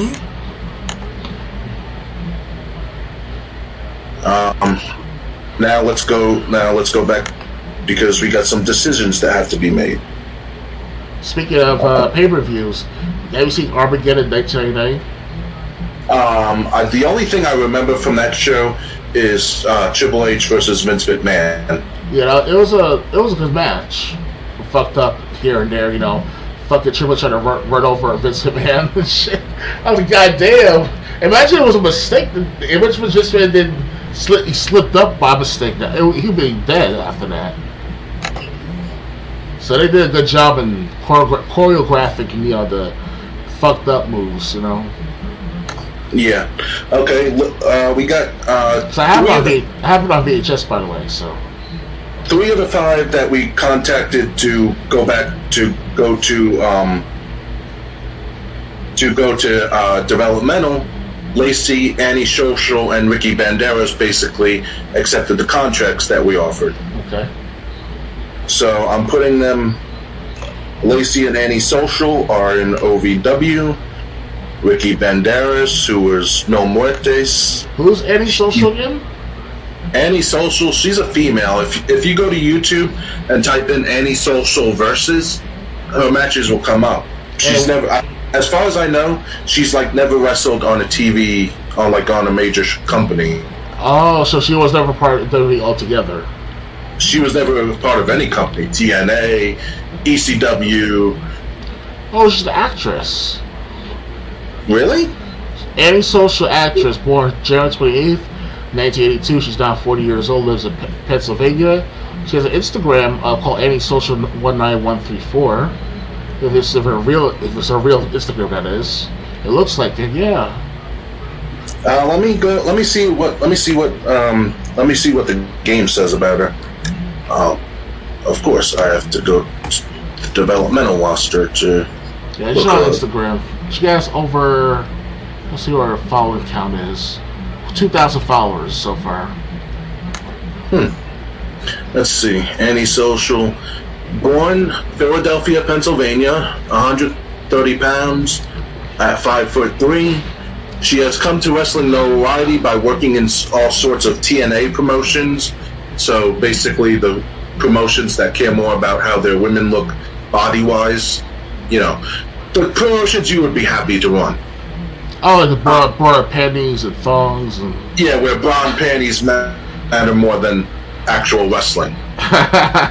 Yeah, Molly Holly, the relation with Carter Holly, she hated it, the F back in the day with the bra panties and shit. She didn't want to do any of that shit what she was doing in the ring. Well, she also had cancer, so I think that's why she didn't want to do it. What, because of her hair be falling out and stuff? Yeah, and and the thing is, she had that's the whole reason they had Victoria shave her bald at WrestleMania 20, so no one would ask, why is Molly losing her hair all of a sudden? Oh, she was doing chemotherapy. Yeah, or she was about to start it, and when she couldn't do it anymore, Vince McMahon said, if you ever want to come back, if you feel like you can do it, the door's always open. And she never came back, huh? She came back for one night things here and there, but she never came back full time. Yeah. Because she got a nice, regardless if she didn't like it or not, she was a good looker, I like to see her wrestle those flips, body flips and stuff, So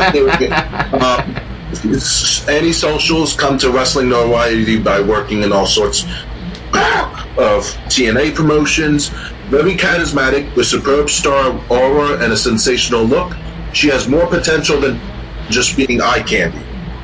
And she's in OVW. I sent Ricky Banderas to DSW because he's in the tri-state area. DSW's in the south. OVW's in the Great Lakes. Whatever happened to OVW? I haven't heard anything from them for years now. I don't know what happened to OVW currently. I think they're either dead or I think they changed into NXT when that came about. Because OVW was their powerhouse for making wrestlers. Yeah. Well, anyway, 3 guys are in creative. That means we can bring in 3 more. All right, sure. The suggested are Daphne from WCW. Ooh. Tracy Brooks, who's in TNA. She's eye candy. I don't really remember her. Daphne's a crazy witch of a bitch. Yeah. And Larry Sweeney, who I don't know anything about him in real life. So I'll send all 3 contracts and we'll put them in developmental if they agree. Yeah, sure. So Daphne, I'm making all the contracts 2 years. Otherwise, they want you to jack up what you're offering them. I missed our wrestlers from 15 years ago. Stacey Keebler, Trish Stratus, Daphne, Tori Wilson. There's also Tori, WWF's Terry. Terry as well. WWF's Tori. She's in her 50s. Yeah, she's the one from Boise, Idaho, right? No. You're thinking of Tori Wilson. I'm talking about Tori, Kane and Xbox. Oh, that one. Okay, sorry about that. Yeah. She was in her 30s when she was doing that stuff on SmackDown and everything. Right. So it's amazing how old she was and how great she still looked. Yeah. Because you would have figured, she was 20 something. Okay.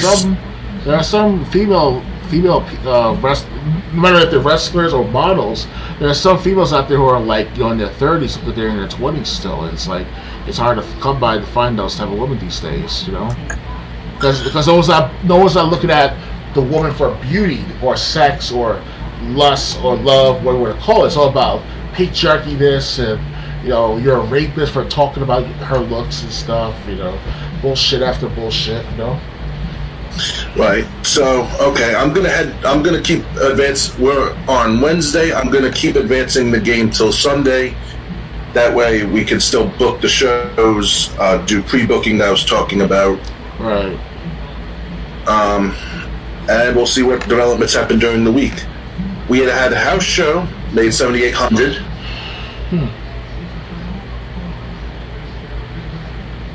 Now we're going to. Excuse me. We got more. Okay, Chuck Palumbo, D'Lo Brown, Tracy Brooks, and Larry Sweeney all are ready to come in. Let me take Chuck Palumbo. Well, he was going to be in developmental. Obviously, I'm wrestling right this second for WWE SmackDown. Right. All right, I'll give him a few months. But you said D'Lo Brown was. But D'Lo Brown's going to be one of your guys that starts right away. That's good. Because. Yes, I know DSW is small. That doesn't, but not everyone could go to OVW, especially if you live closer to DSW. D'Lo, do you want him to start out as a bad guy or a good guy? Can it be neutral? No. Make him the good guy, the good old baby face. Okay, D'Lo Brown is signed. I'll make sure he's on the SmackDown roster. You know what's funny? After all these years of hearing about D'Lo Brown up until the year 2005, I heard good things about that wrestler. But the only time I saw him wrestle in actual live coverage was Heat in 2002. One of those episodes of WWF at the time WWE Heat. And I was like, wow, that's how D'Lo Brown wrestles and stuff in actuality. I only saw him in video games, so. Really, he was wrestling like in 90s. He started wrestling like 97 in WWE. Yeah. Tracy Brooks is willing to come in. But you gotta remember too, I started watching wrestling all together with WCW in '97. So. Yeah. So it's good. I did watch WCW for the first 3 years, from '97 until 2000, because that's when it started to go downhill. WCW. So. Larry Sweeney will go to OVW. We're still waiting to hear from Mark Jindrak, Chris Kanyon, Billy Kidman, and Daphne. And so I got two more wrestlers, because CM Punk and Derek Nearkirk will be 10 that we took from developmental. Mm-hmm. Okay, so I took all 5. Then Daphne, Tracy, Sweeney was 8, so 2 more. The next 2 wrestlers, Jindrak and Daphne, are still hidden gems because they haven't signed with the company yet, I guess. Okay. I just sent contract offers. The next 2 are Steve Corino and John Moxley. Okay, Steve Corino, former ECW guy. Thought he was actually really good in ECW. I never heard of Steve Corino. Who is he again? He was basically an ECW wrestler. Wow. He was part of the network, which consisted of him, Tajiri, Rhino, Jack Victory, and then like in ECW's dying days, they turned Steve Corino into a good guy. Okay, because I did watch the ECW one time on the show, because they kept moving from network to network on the cable. Yeah. The only time I saw it is when they were on TNN that year. Mm-hmm. And John Moxley is the former Dean Ambrose, the current. But this is him in his 20s. Right. So, again, 2 years. Okay, now until we bring up more guys, not counting CM Punk and Derek Nearkirk, I'm not signing any more hidden gems. But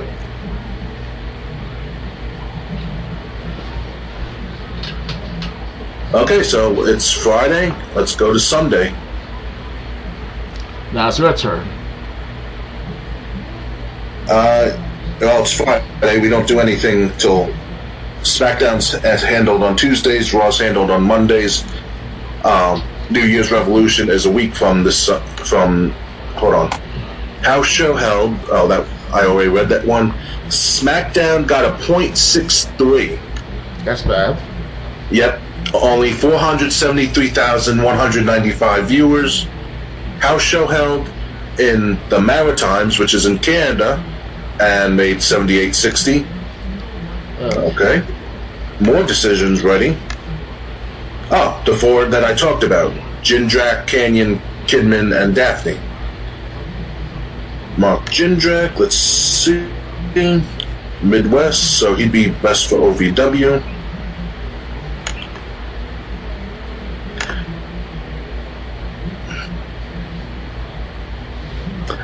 Canyon and Kidman will be joining your roster right away. Mm-hmm. Do you want Chris Canyon to be a good guy or a bad guy? Let's make him a good guy. A good guy? Okay. Who's better than Canyon? Billy Kidman. Let's see. Do you want him to be a good guy or a bad guy? Billy Kidman? Yeah. Let's make him a good guy, yeah. Okay. Can I get Chuck Palumbo with the team up with him? You can when Chuck Palumbo's ready to be called up. If I recall correctly, though, back in 2006, Chuck Palumbo was wrestling for a while without Billy Kidman. Well, Chuck Palumbo was after the Billy and Chuck team ran its course. Yeah, Billy Gunn. Sorry, not Billy Kidman. Billy Gunn. Yeah. When he did that, after he did that, he went away for a while, came back, and then he was like a biker gimmick, like always riding a motorcycle. Had an on-screen relationship with Michelle McCool until that died. Hold on.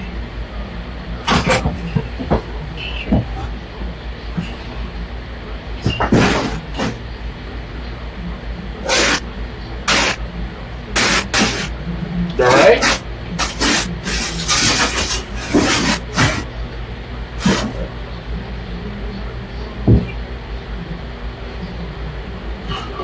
Okay, I'm back. Yeah, right. My friend sounded like commotion back behind the scenes. Yeah, another bug when every time like we have a what's the word, the exterminator spray once a month. Mm-hmm. And after the exterminator sprays, you see any bugs that were in the house trying to run because they could smell the poison that was sprayed. Mm-hmm. And they're trying to escape it, basically. Right. So I usually end up, like any that are in my room, I end up killing once I see them. Speaking of bugs, the last few months of moving out of my house in Valley Stream, right? So Right.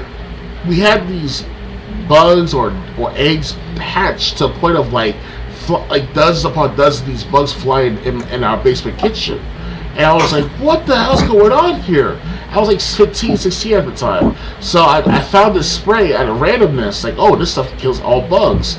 So I sprayed it all in midair, covered my mouth with a handkerchief, whatever, sprayed the crap out of the entire room, and then hours later, they all just dropped dead. Flies all over the place. Just on the floor, on the table, on the microwave. It was crazy.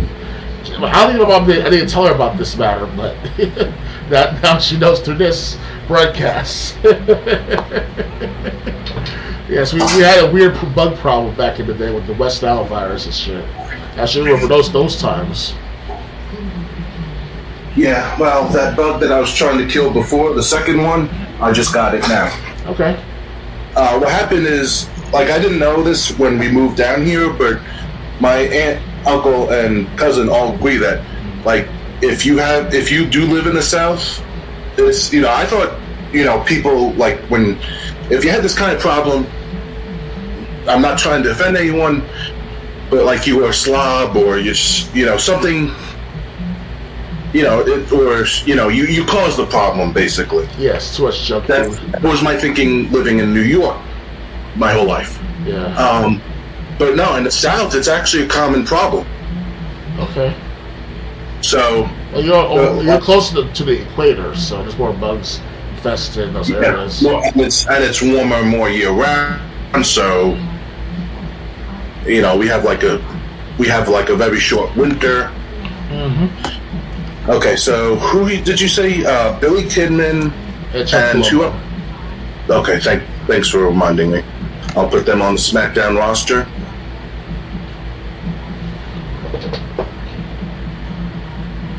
And the thing is, even dead bugs aren't good because then my dog would probably eat it. Oh, that's not a good idea. And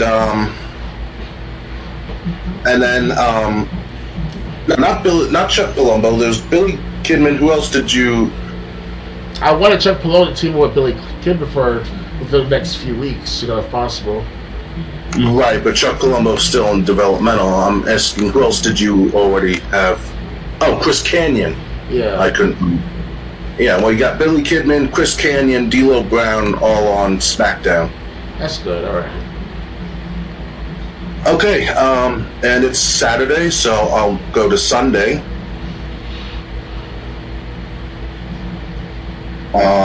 See if there's any more. Let's see, mail.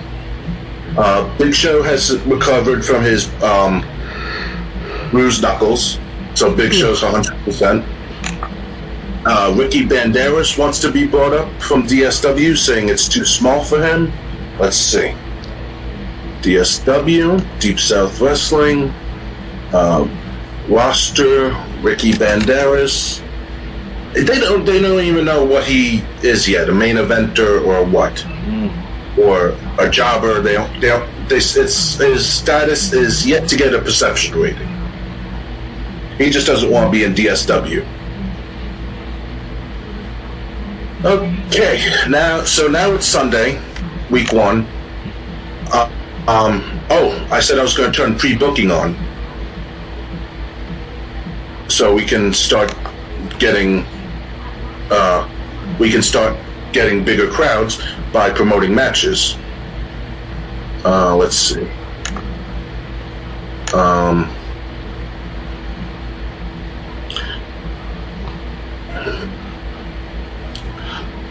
Enable pre-book. It's not I'm not going to make it mandatory, but I am going to enable pre-booking bonuses. That'll be fine. Unless you want to make it mandatory. No, it doesn't really have to be mandatory, though. Alright, enable pre-booking bonuses.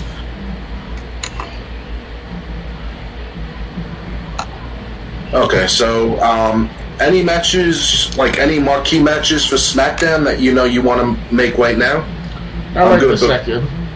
Okay, I'm going to book a couple for Raw before we end this things for tonight. Yeah, sure. Pre-booking, let's see. On Raw, it's going to be a tag team match. Trish Stratus and Ashley Mazzaro to take on Victoria and Candice Michelle.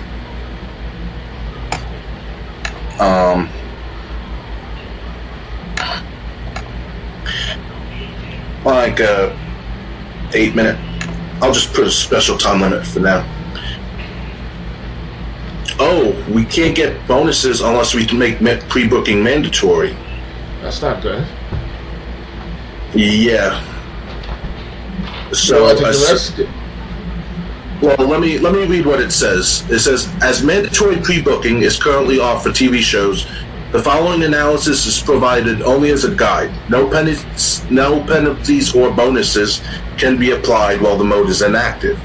Based upon the single valid segment you have, the show does not have star power and attendance would be reduced. As this is a weekly TV show, please note that segments pre-booked on the day of the show do not count. So basically, pre-booking is useless unless we make it mandatory. But if we make it mandatory, it could help us out as long as we did it every week. It would help us. It would help us with crowds, but it's up to you.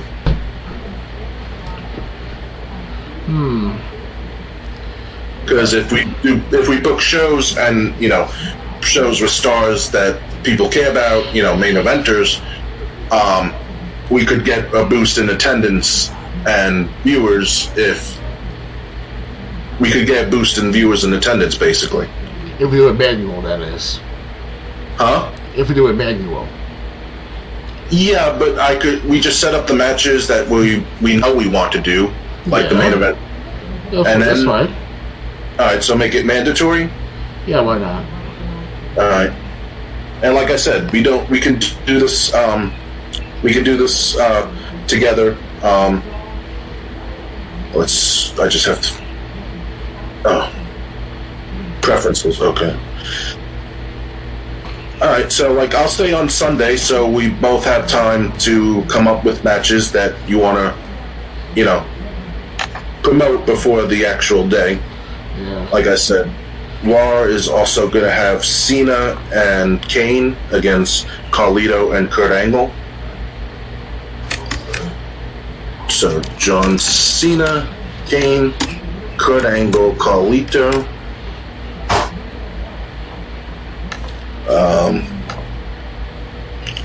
Okay, and just those two matches, based upon the two segments you have pre-booked so far. This is me for Raw. This show has enough star power to avoid any penalties. Like I said, if you want, so do you want me to go over your roster now, or before we go, or? Not necessarily. We'll be fine for now. Okay, so this was week 1.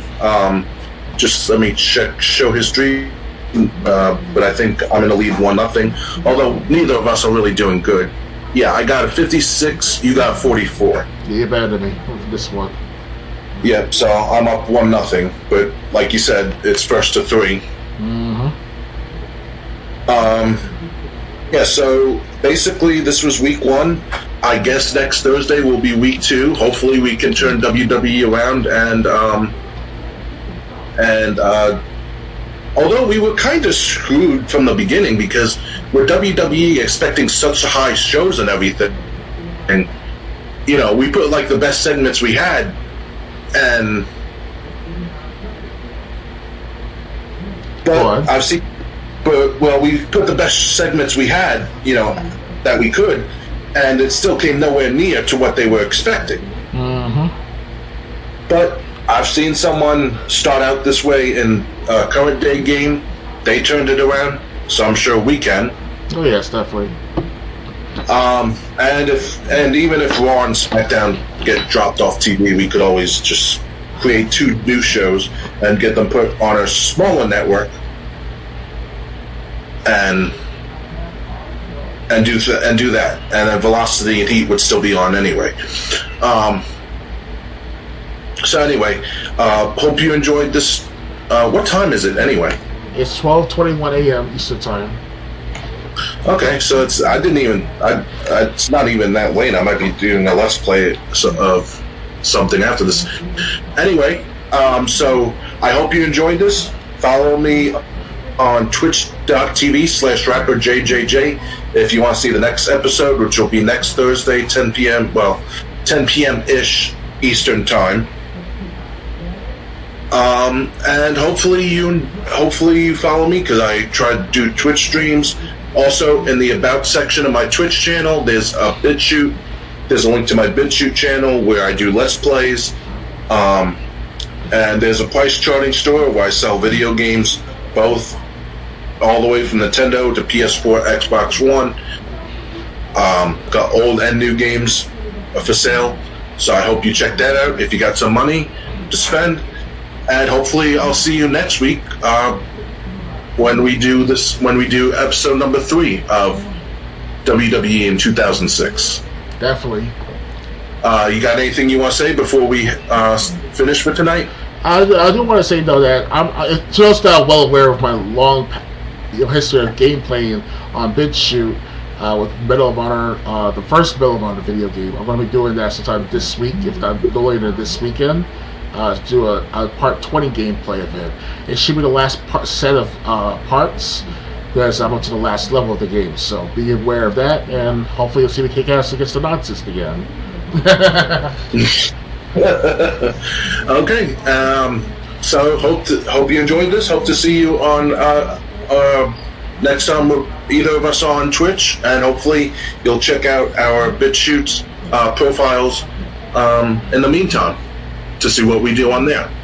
Okay. And we do have a stream. We do have a Let's Discuss Gaming podcast episode coming up this coming Saturday, starting at 9 p.m. Eastern. Indeed. Hope to see you then too. Good night, everyone. Goodbye.